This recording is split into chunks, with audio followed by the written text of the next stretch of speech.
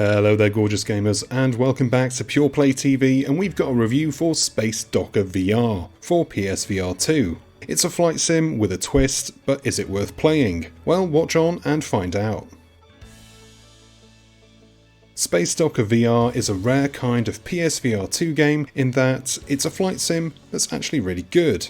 There's no real story to speak of, you just take on the role of a dock worker, in space of course, and you work your way through the different missions that task you with collecting crates and packages and bringing them back to base safely. You begin with the tutorials that familiarise you with the controls, though the learning does not end once the last live-action British humour tutorial video finishes. Getting to grips with the game's flight controls is something you'll be constantly doing, learning and improving as you play. To begin with, I found the controls very difficult as you're using the motion controllers to control your craft. You have to physically tilt and turn the controllers, mimicking the actions of your in-game avatar with flight sticks. It's a brain scratcher, but over time you do get used to it. You get the feel for when you need to ease off the acceleration, when to start turning to guarantee that you'll hit your mark, and most importantly, how to align your docking module with the stuff that you're being tasked to collect.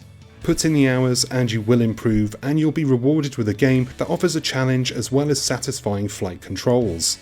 The task of actually docking with the cargo that you're supposed to retrieve is tricky, but much like with the flight, practice makes perfect, and you'll be lining them up like a pro in no time. Well, I say no time, but it still took me the best part of half an hour just to beat the first mission. But in space, time is relative, or something like that.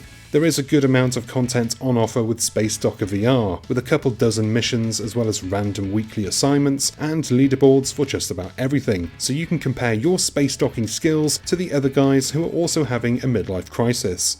It's okay, we're in it together boys.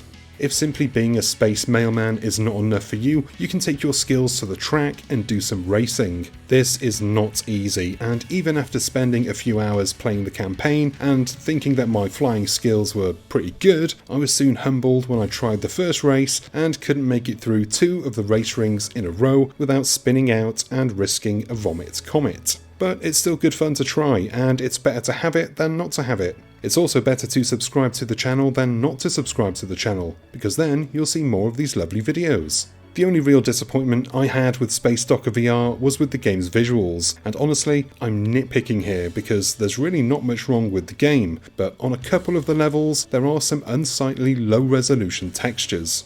One level, which takes place inside a huge space station, so it's all lit up with artificial lighting, just looks really poor up close, with blurry, low-quality textures, bringing the experience down just a bit. But that's my only real complaint.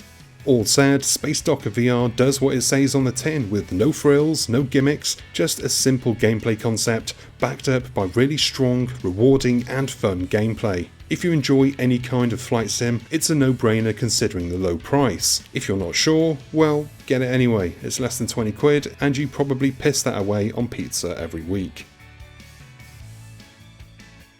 And that is the end of this review. Thanks for watching. I hope you enjoyed this video and found it useful. If you did and you want more, then go on down below, hit the like and subscribe buttons and give the bell icon a tap so you're notified whenever we've got new stuff for you to watch. I've been Chris, you've been gorgeous, and I'll see you on the next one. Until then, cheers my dears.